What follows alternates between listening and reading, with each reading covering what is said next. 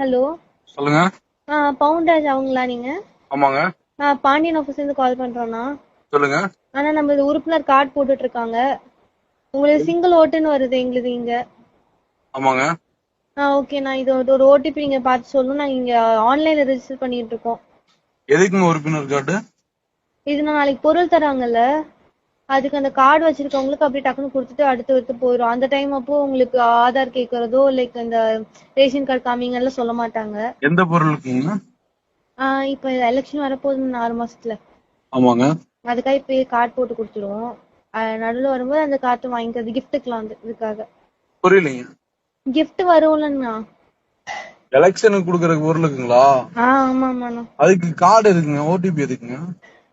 அந்த கார்டுல இப்போ வந்துட்டு உங்க ஓடிபி போட்டு கார்டு, இப்போ உங்க ஓடிபி வாங்கினா தானே ரெஜிஸ்டர் பண்ற மாதிரி கொடுத்துருக்காங்க கட்சியில ஒரு சேர்றதுங்களா? குடும்பத்துக்கு. கட்சியில உறுப்பினர் ஆகிறதுக்குண்ணா. இல்லம்மா, நான் வேற கட்சியில இருக்கேன்மா. அப்படிங்களா? நீங்க வாங்கி வச்சுக்கலாம்.